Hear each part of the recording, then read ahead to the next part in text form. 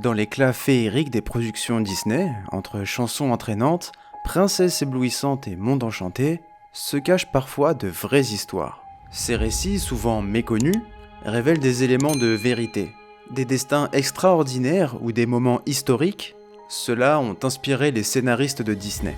À travers cette exploration, nous plongerons dans l'univers captivant des véritables histoires qui se cachent derrière certaines œuvres de Disney. Alors, entre rêve et réalité, si nous explorions les véritables histoires qui se cachent derrière nos chefs-d'œuvre de Disney, ça vous intéresse ?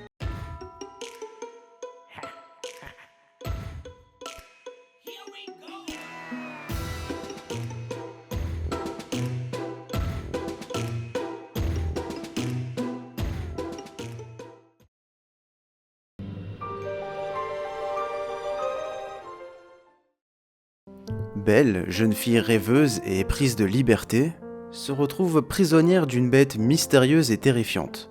Derrière ce monstre se cache un prince, victime d'une malédiction cruelle. Le sort ne pourra être brisé que si la bête gagne l'amour d'une femme, avant que le dernier pétale tombe d'une rose enchantée. Malgré la peur et l'incompréhension, Belle découvre peu à peu la bonté et la sensibilité qui se cachent derrière la bête. Au fil des jours, la compassion et la tendresse gagnent les deux personnages. Voilà le résumé du roman qui paraît en 1740 par Madame de Villeneuve, La Belle et la Bête. En 1756, Madame Le Prince de Beaumont en publia une version simplifiée et plus accessible qui deviendra bien plus populaire. Le roman aura le droit à de nombreuses adaptations, sur différents supports. Mais la plus populaire est bien sûr l'adaptation faite par Walt Disney en 1991. L'adaptation de Disney de La Belle et la Bête est un film d'animation qui a marqué l'histoire du cinéma. Véritable chef-d'œuvre, il a su donner une nouvelle vie à ce conte classique, en le transformant en une comédie musicale enchanteresse. Le film se distingue par sa qualité d'animation exceptionnelle, ses personnages attachants et ses chansons inoubliables. La bande originale, composée par Alan Menken et Howard Ashman, a remporté 2 Oscars et a contribué au succès phénoménal du film. Et en faisant mes recherches, j'ai été surpris de constater que cette histoire a été potentiellement inspirée par une véritable histoire.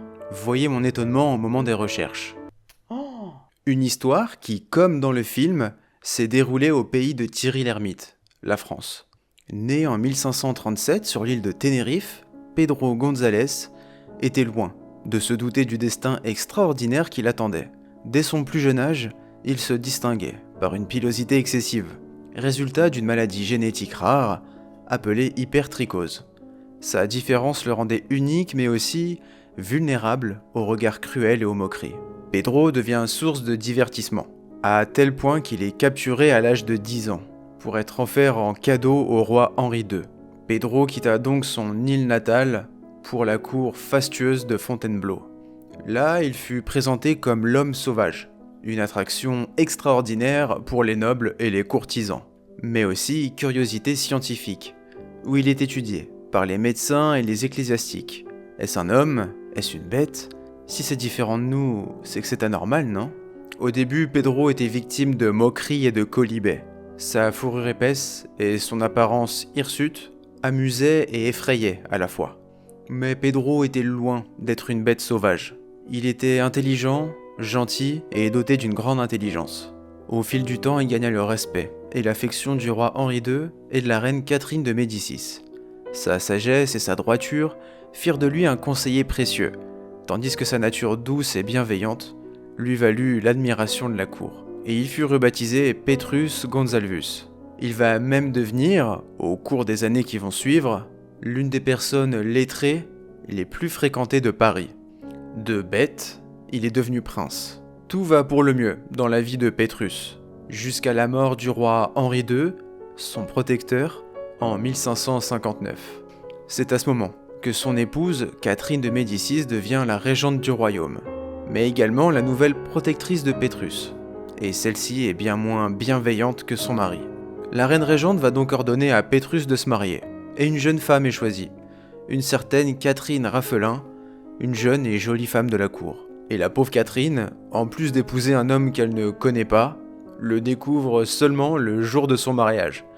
Et imaginez sa surprise, en voyant l'apparence plutôt singulière de son époux.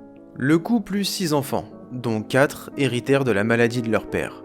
Mais l'amour et la tendresse, qui finit par unir Pedro et Catherine, étaient plus forts que les différends physiques. Ils formèrent une famille, unie et heureuse. Un exemple de tolérance et d'acceptation, dans une époque où la différence était souvent synonyme de rejet. Catherine de Médicis meurt en 1589. Sa dernière protectrice étant maintenant partie, Pétrus tombe en disgrâce à la cour et va alors chercher de nouveaux protecteurs afin de subvenir aux besoins de sa famille. Il va donc trouver refuge à la cour du duc de Fanez, dans la ville de Parme, en 1591. C'est donc là-bas qu'il va finir ses jours et s'éteindre en 1618.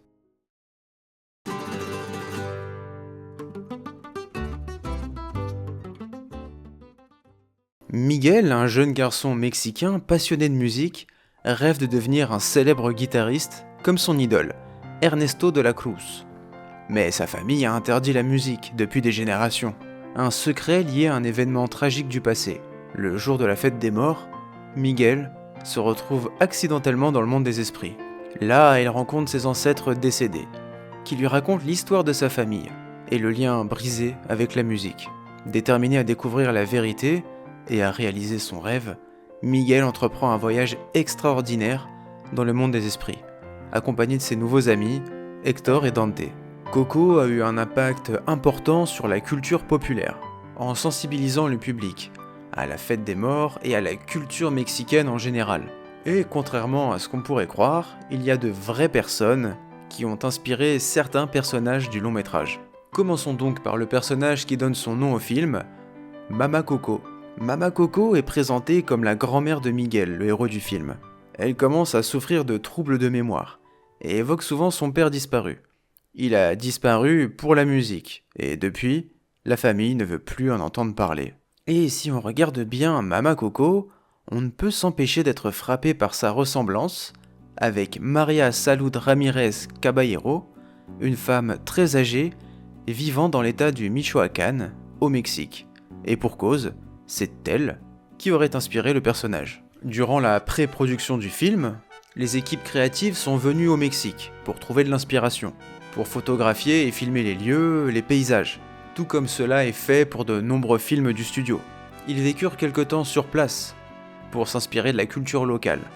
Et c'est lors de ce séjour qu'ils firent, supposément, la rencontre de Maria, dans le village de Santa Fe de la Laguna. Et si on peut affirmer une chose, c'est que la ressemblance est frappante, tout comme ma ressemblance avec Henry Cavill. Pourquoi les gens se marrent ? Et la centenaire devient une célébrité locale, après le succès du film. Et des fans du monde entier se sont rendus à Santa Fe de la Laguna pour la rencontrer et lui rendre hommage. Il faut dire que le personnage de Mama Coco a touché beaucoup de monde. Mama Coco symbolise l'amour, le pardon et le pouvoir des souvenirs. Elle montre que même après la mort, l'amour que nous portons à nos proches peut nous rassembler et nous inspirer. Maria, associée à ce personnage, a fini par personnifier cela. Et ce, jusqu'à sa mort le 16 octobre 2022, où de nombreuses personnes étaient présentes à ses funérailles, où l'on pouvait entendre un orchestre jouer les musiques du film Coco, avec en tête de cortège un petit garçon déguisé en Miguel. La sépulture de Maria attire encore aujourd'hui des curieux et des amoureux du film. Il faut dire aussi que la mort a une place singulière dans la culture mexicaine, comme cela est dépeint dans le film, notamment via Dia de los Muertos, le jour des morts. Il s'agit d'une fête traditionnelle célébrée principalement au Mexique, ainsi que dans d'autres régions d'Amérique latine. Cette célébration colorée et joyeuse honore les défunts, en rendant hommage à leur mémoire. Elle se célèbre les 2 premiers jours de novembre. La fête a des origines préhispaniques, et était initialement célébrée par les civilisations aztèques. À l'origine, elle était souvent associée à des rituels, liés à la déesse Mictehueciucal, la déesse aztèque des morts. Avec l'arrivée du catholicisme, la célébration a été intégrée aux festivités chrétiennes, celle du jour des morts, qui coïncide avec la fête catholique de la Toussaint, le 1er novembre, et la fête des morts, le 2 novembre. Les festivités du Dia de los Muertos durent généralement du 31 octobre au 2 novembre, avec des autels spéciaux, appelés ofrendas, créés pour honorer les défunts. Ces autels sont décorés avec des objets personnels, des photographies, des bougies, des fleurs, les aliments préférés du défunt, des jouets pour les enfants décédés et d'autres articles symboliques. Les familles se rendent souvent au cimetière pour nettoyer et décorer les tombes de leurs proches, créant ainsi un lien spirituel entre les vivants et les morts. Contrairement à la tristesse associée à la mort dans d'autres cultures, le Dia de los Muertos est une célébration joyeuse, qui célèbre la vie de ceux qui ne sont plus avec nous.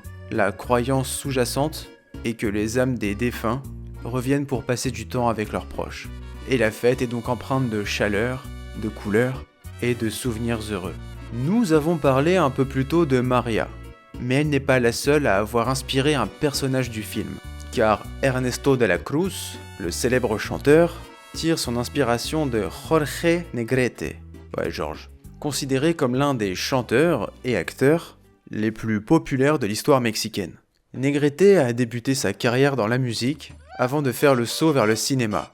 Sa carrière musicale a décollé dans les années 30, et il est rapidement devenu célèbre pour son interprétation de chansons traditionnelles mexicaines, notamment des rancheras, des boleros et des corridos. Sa voix profonde et passionnée lui a valu une renommée nationale et internationale. En parallèle à sa carrière musicale, Jorge Negrete s'est tourné vers le cinéma dans les années 30. Il a joué dans de nombreux films, souvent dans des rôles de charro, un cow-boy mexicain traditionnel. Ses performances à l'écran ont renforcé sa popularité, et il est devenu l'une des stars les plus en vue de l'industrie cinématographique mexicaine.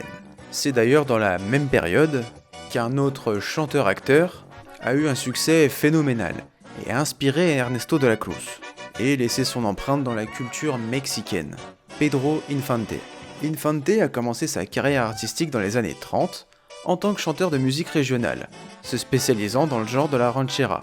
Sa voix expressive et sa présence charismatique lui ont valu rapidement une grande popularité auprès du public. Il a enregistré un grand nombre de chansons qui sont devenues des classiques de la musique mexicaine. Et lui aussi, en parallèle de sa carrière musicale, il s'est lancé dans le cinéma. Il a joué dans plus de 70 films au cours de sa carrière, souvent dans des rôles de cow-boy mexicain. Ses talents d'acteur et sa personnalité chaleureuse ont contribué à sa renommée. Il gagnera de nombreuses récompenses à l'international. Cependant, sa brillante carrière va être stoppée lorsqu'il aura un terrible accident d'avion.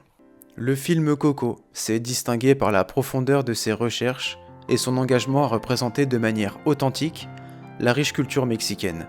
Les créateurs du film ont entrepris un voyage minutieux à travers le Mexique, explorant diverses régions, traditions et festivals pour capturer l'essence même de cette culture vibrante. Chaque détail de l'intrigue, des décors ou des costumes, a été façonné avec précision pour refléter la diversité de la culture mexicaine. Les créateurs ont également plongé dans les mystères de la culture aztèque et du folklore mexicain, en intégrant tous ces éléments pour créer un monde magique, imprégné d'histoire et de spiritualité pour en faire un film formidable.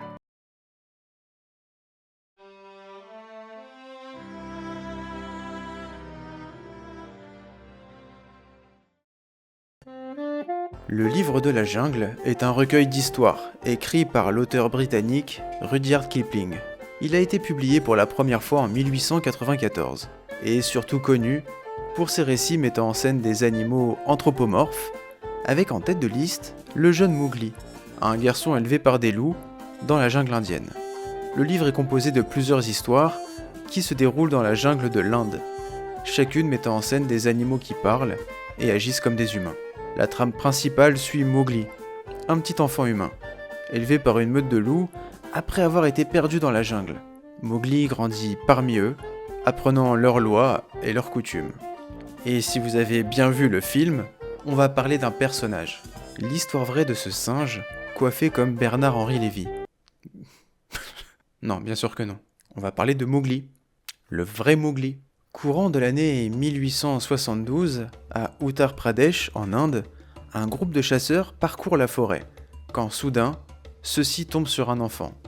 Un enfant bien étrange, car celui-ci se déplace à quatre pattes, et accompagne une meute de loups. Le garçon est aperçu à plusieurs reprises, et la rumeur se répand, celle d'un garçon sauvage qui se déplace avec les loups. Le groupe va alors décider d'aller capturer l'enfant loup, et de le ramener à la civilisation. La tanière du groupe de loups est repérée, et pour les faire fuir, la tanière est enfumée.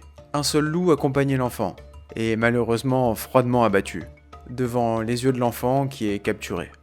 À partir de là, on sait que le petit garçon, il va pas aller danser avec les singes. Lorsqu'il a été découvert, Dina Sanichar, c'est son nom, avait des cicatrices et des blessures sur le dos, ce qui a renforcé la théorie selon laquelle il avait bel et bien été élevé par des loups.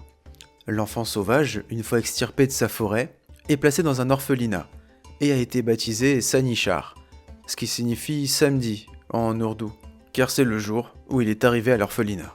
Le chef de l'administration de l'orphelinat, le père Erhard, va le prendre sous son aile, le baptiser et l'éduquer.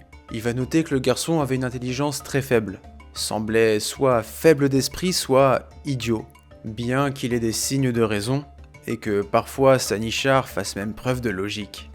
En dépit des efforts fournis par les personnes travaillant au sein de l'orphelinat, qui ont essayé de lui apprendre à parler, à lire et à écrire, Dina Sanichar n'en a jamais été capable.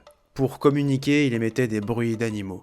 Il a néanmoins réussi à marcher sur ses deux jambes et à accepter de porter des vêtements. Je comprends, moi aussi j'ai du mal avec les fringues. Des années vont passer et Sanichar n'apprendra jamais à parler ou à écrire.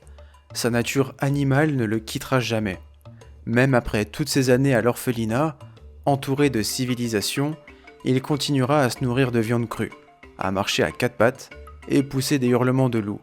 En revanche, il adorait fumer. C'est pas une blague.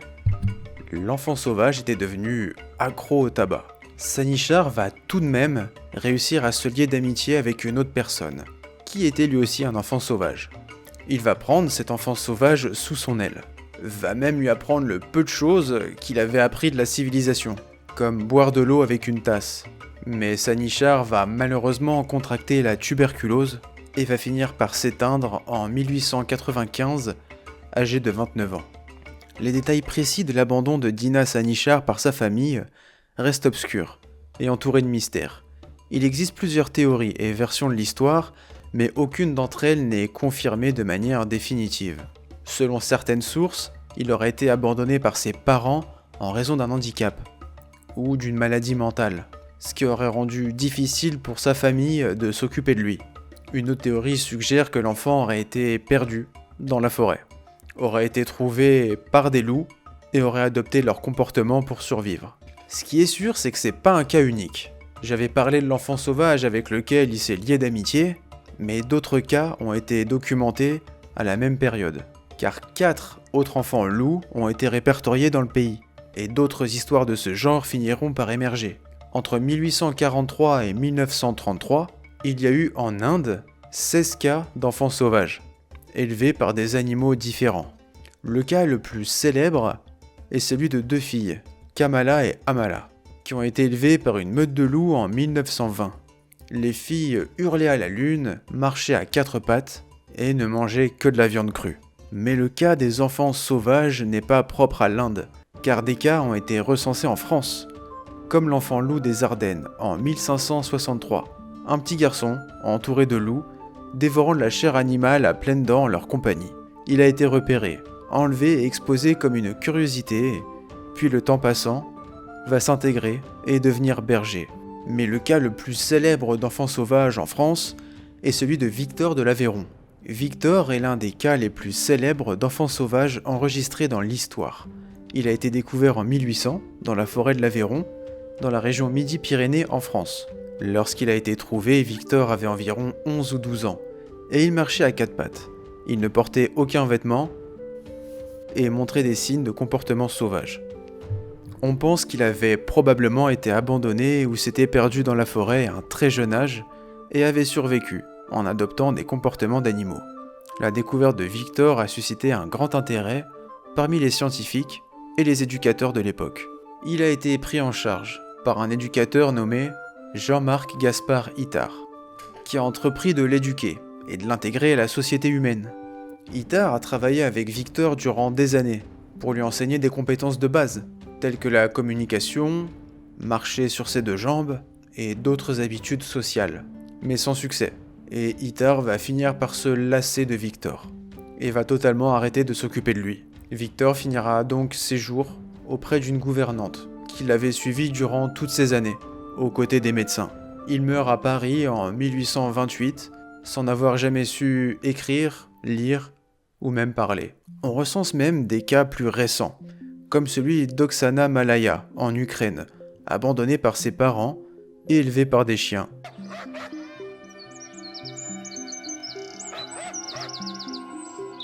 Oksana a été négligée par ses parents et abandonnée à l'âge de 3 ans dans la ville d'Ukrensk en Ukraine.